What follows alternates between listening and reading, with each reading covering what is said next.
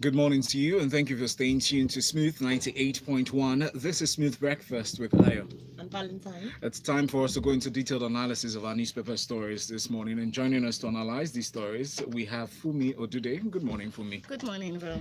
And welcome back from the one-day holiday. Yes, thank you. And special thanks to Nnamdi AK for stepping in this morning. Hello, hello, hello. Good morning to you. All right, Lagos, here's how you can send in messages in reaction to the stories this morning. Send it through WhatsApp to 0809 444 That is the WhatsApp number for messages only. On Twitter, you can send a message using the hashtag FreshlyPress981 to Smooth981FM. And we're streaming live on YouTube. There's a chat option available, so you can chat with us while you listen and watch the analysts give just their thoughts on the stories. That's right. Now, moving on to our first story for this morning, very quickly. Nnamdi, I'll come to you for this. Unfortunate story in Katsina State. We reported stories of banditry in Zamfara State. We've heard reactions from the government. Unfortunately, in Katsina State, bandits are said to have invaded two villages, killed 17, destroyed houses, carted away livestock. Can you please take us through the story, Nnamdi?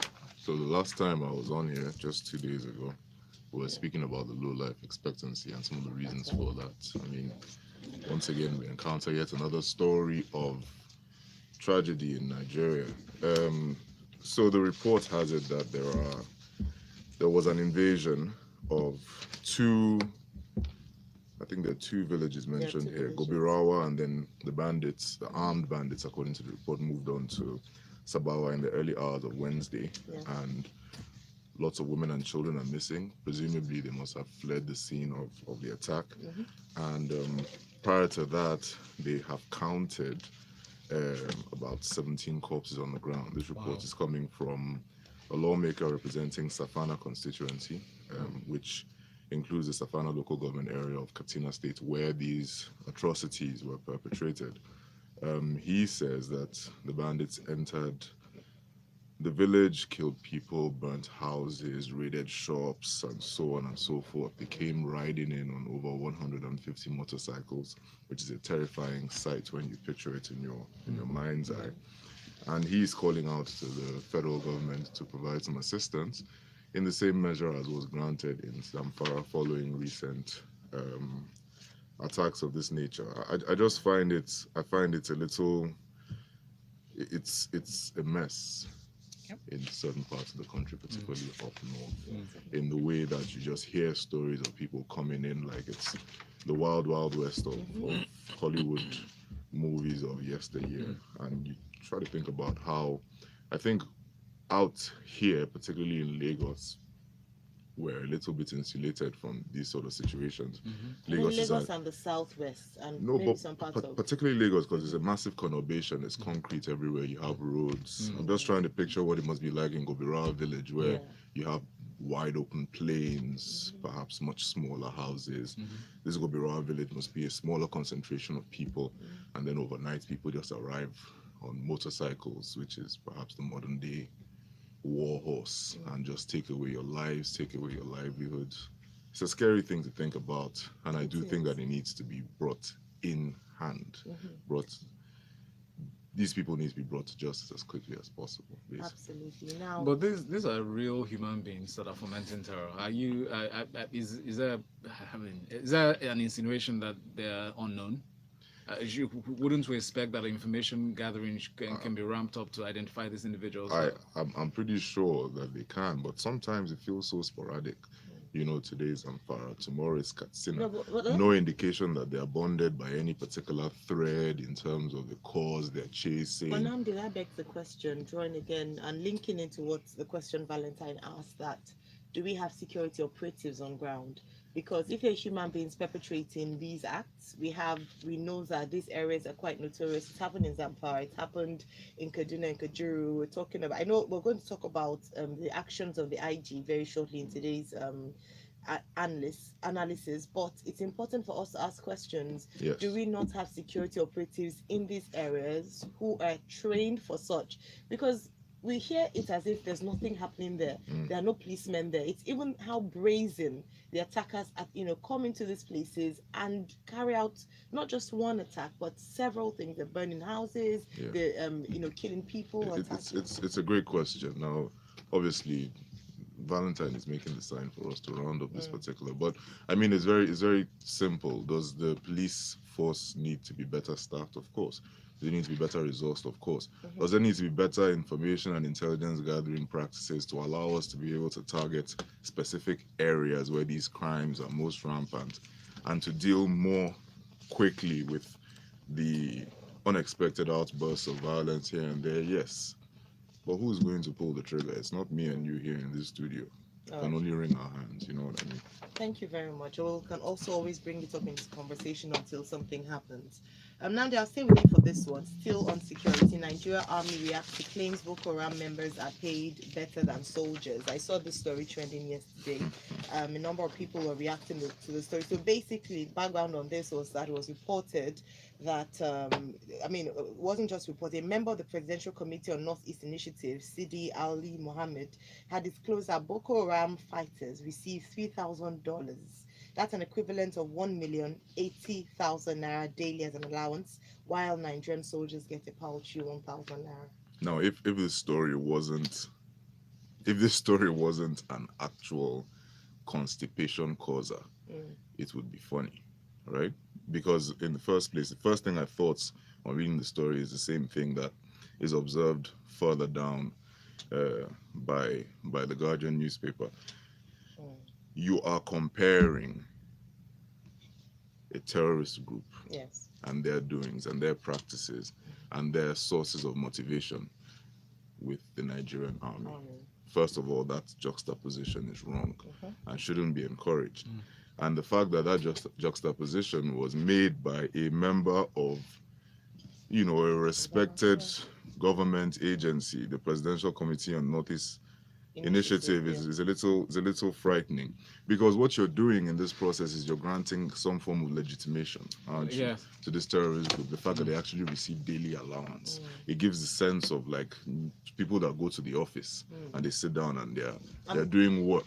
I'm glad you and talked getting about paid for it. A sense of legitimacy, because when one of the comments yesterday was that, is this an endorsement for people to make it look attractive? Yeah, exactly. Or, why are you bringing up this comparison? Is it a job vacancy that you're putting out an ad for? Does that then talk about how people view jobs in Nigeria, whereby it's not just about the kind of work you do, but the amount of money you're getting? A few days back, or was it last week, we talked about the 419 and how people were arguing for and against. The fact that it was even being debated was a big cause of concern.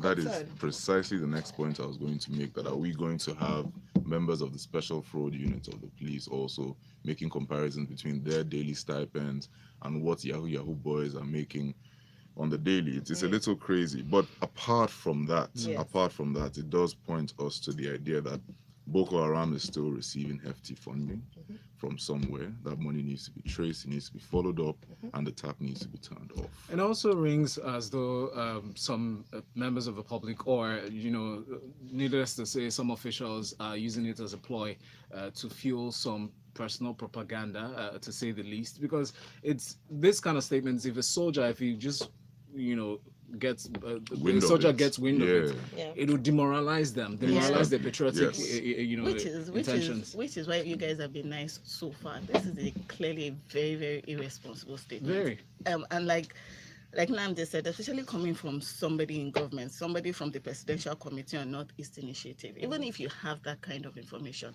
and even if, let's say, the whole point behind it was maybe you're trying to engage or start up a conversation on increasing soldiers' salaries or increasing their welfare, there are ways to do that without putting that kind of information in the public space. Yes. You cannot put...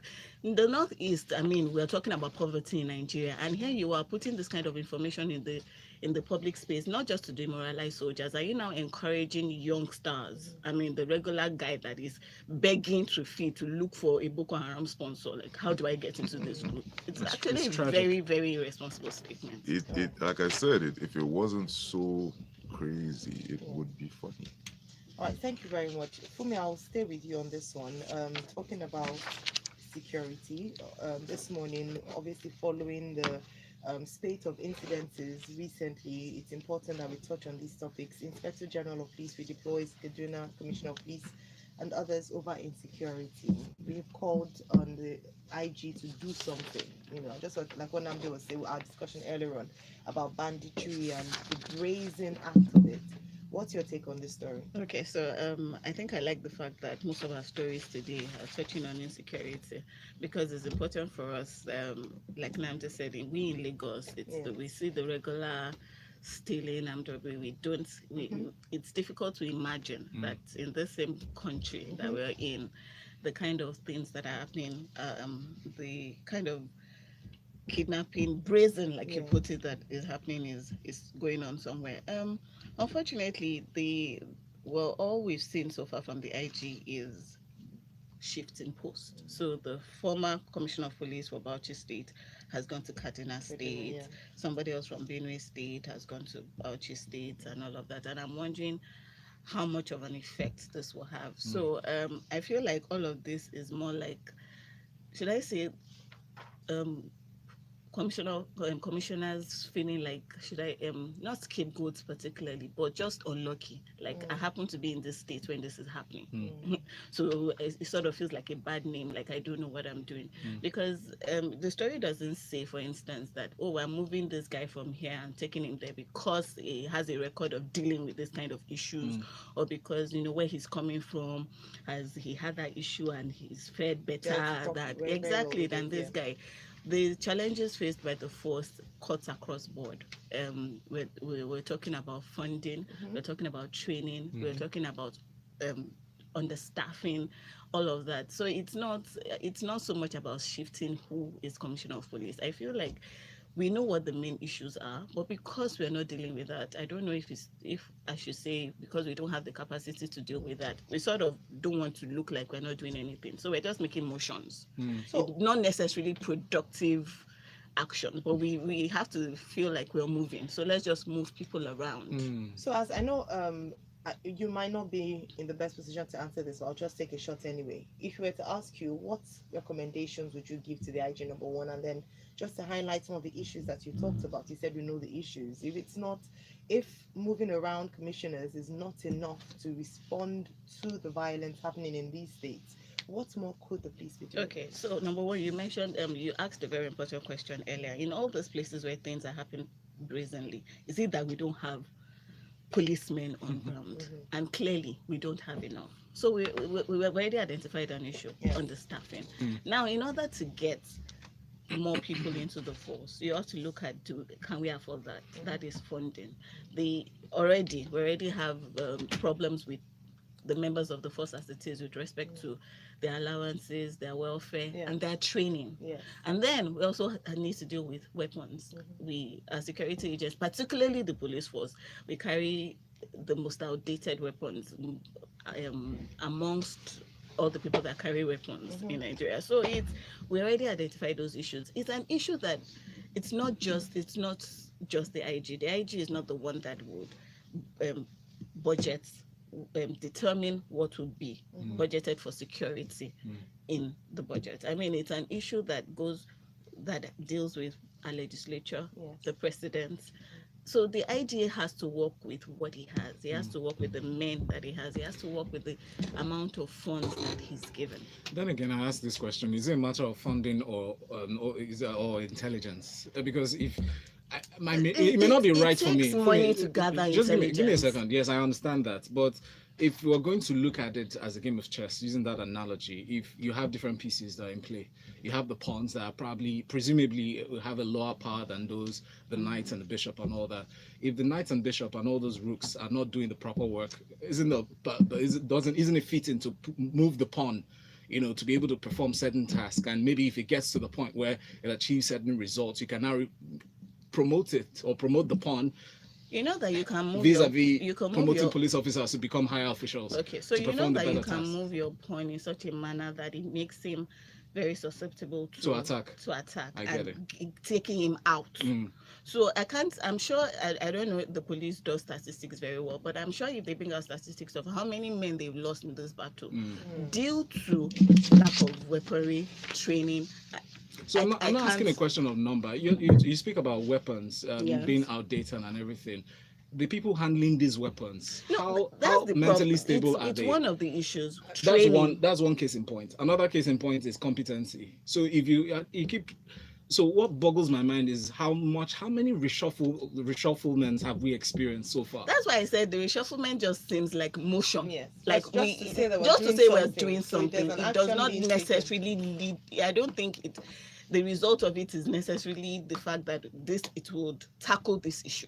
What would tackle this issue is much more than moving pawns around. Do you know what even concerns me more than, or not concerns me more, but what also concerns me in addition to all the concerns raised is the fact that you hardly ever get any kind of reason for this reshuffling. Prior to the elections, we had this mass reshuffle all across the country without any kind of explanation. No, there was a reason given to that electionary period, because they needed to, pull off some officers that had a bit of influence from the state governors, become quite charming, with the state. So, but maybe what you're trying to say is strong what I mean is sufficient and adequate to justify moving somebody in such a high office as a CP from one place to the other, and then still keeping him in his job. Do you understand what I mean? Yes. Thank you very much. Nnamdi, I'll stay with you for this one very quickly, because this has been in the news, but just because from a legal point of view, which is where he's taking it from, Okorocha has said INEC lacks power to reverse his elections, and this is from a new Telegraph report. He's taking them to court. He's saying they do not have the constitutional right to deny him his right, since he has been voted by the people in Imo State. Okay, so outgoing Governor Okorocha of Imo State, who was the senatorial candidate for Imo West for the APC in the last National Assembly elections, has been denied the certificate of return. This is in the news, as you've said. I'm just going to give vent to both sides of this story, even though this story from the New Telegraph only reports from Okorocha's angle. I'll try to cover both. Now, he said that INEC ought to, should they have had any issues whatsoever with his being elected as senator in that particular zone, they ought to have gone to court to make a valid challenge in accordance with section 2851 of the Constitution, the 1999 Constitution as amended.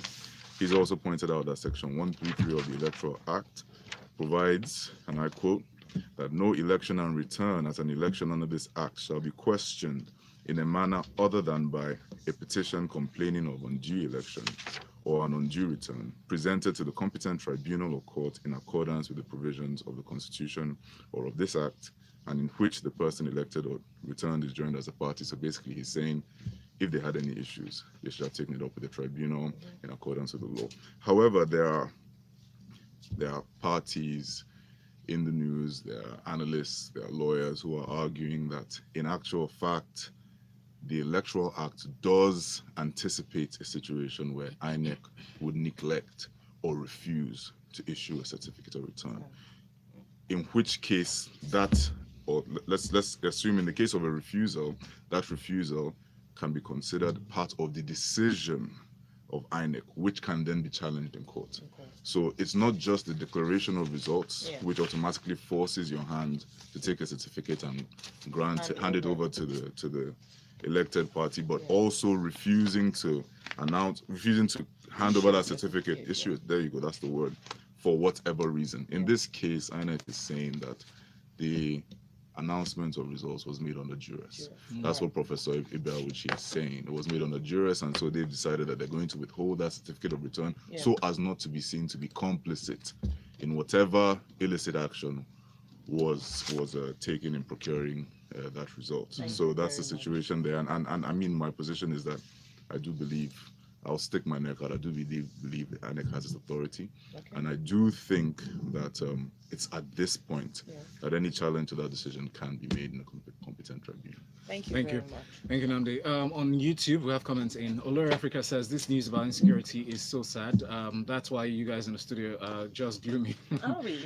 I'm sure we'll get some news that will make you cheer up. Abiodun Omogoriola sent this one. It says, how will 150 bikes move to a destination without interference? Our security is nothing to write home about. It's scary. Something is definitely wrong somewhere. He also adds, till there are consequences for every action in this country, things won't change. People need to start losing jobs. Serious consequences for everyone to sit up. And rightly said.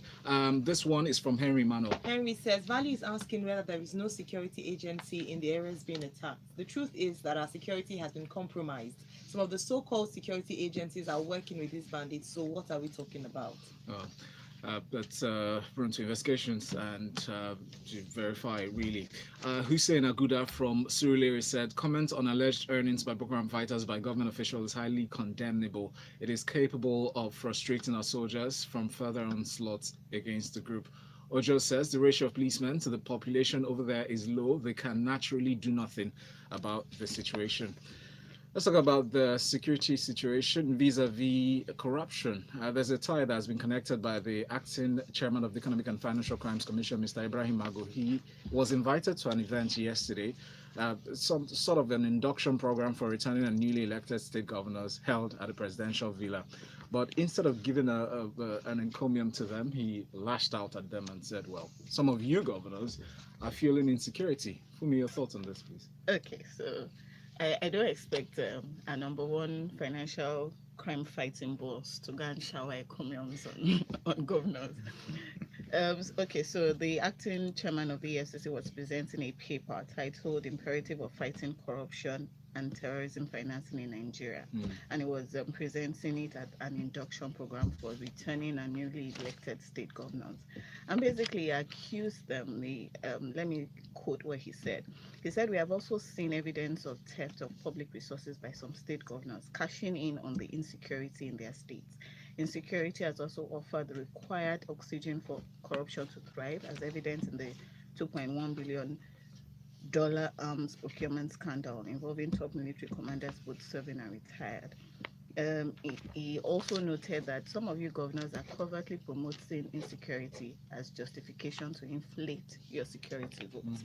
So this well, I'm not sure. These are statements that I think anybody can make. You and I mean, these are statements that have been made generally. Insecurity vote is security vote is something that has been argued about on several occasions, and I think the argument is still on as to why it should be there. But I kept thinking to myself, so if the acting chairman of EFCC should have a chance to speak with governors as he did, what would I be expecting from him? Naturally, I rather than general soundbites, I think I would have wanted a more a stronger message to them as to, like naming names. No, well, if you have evidence, putting names in the newspapers and saying things without anyone going to jail is nothing. Because they're sitting governors, so there's the argument of them being prone to prosecution or being immune to it. Well, there are some that have left, and we know of some that are getting away with it. So saying it, especially when it comes from you that you have the responsibility of tackling it, saying it without us saying any action is actually just is nothing. But I would have expected a stronger message, so sort of like reading them the Riot Act on corruption and promising that anybody engaged in it, we will prosecute you successfully, and also maybe engaging them in things that they can do to fight corruption in their different states.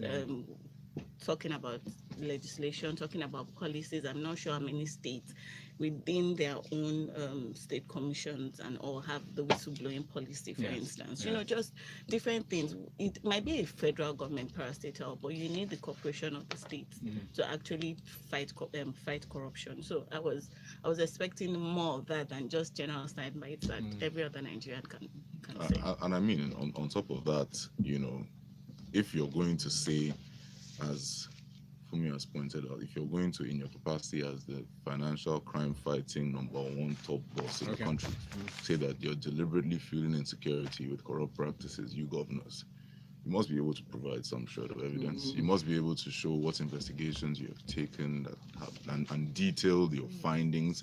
And on top of that, you must be able to, even if not target the governors directly, go further down the chain and provide us the minnows who can then verify your claims and allow Nigerians to trust your word. At this point, he's as good as any other talking bird or talking head. Not necessarily. Maybe it's just that it's this preliminary stage of shaking the table before action. I think you're being diplomatic. Somebody else who's shaking. No, I'm not. I'm actually pissed at the story. But somebody else who's shaking tables, well, a group of people in Abia State calling they upturned the rather or supposedly peaceful event on May Day. May Day celebration was meant to be held for civil servants, and some lay on the floor, but generally protesting the salary and pension arrears that they've been owed for over 28 months. Your thoughts on this, Nnamdi? Right. So I thought it was. I mean, reading it, I wasn't present there. Apparently, about some 50 members of some 50 pensioners, I believe. Yes, some 50 pensioners. I don't know if they're proceeding under the banner of the NUP, the National Union of Pensioners, but they headed to a Labor Day celebration at Ibeko High School playground in Abia State, where the representative of the governor, Okezi Ekbazu, in the person of Sir Oni Wam, head of service in Abia State, where he was speaking and sort of ready to salute the achievements of the government on labor. They showed up with their banners and their placards. One in particular is highlighted, which read, "Pensioners, it is a taboo to be in Abia State." They came all dressed in black. And I'm just picturing what it must have looked like. And knowing how things go in the Southeast, myself being a Southeasterner, they must have come in full song. And I am from Abia State. Yeah. They must have come in full song and, looking battle ready.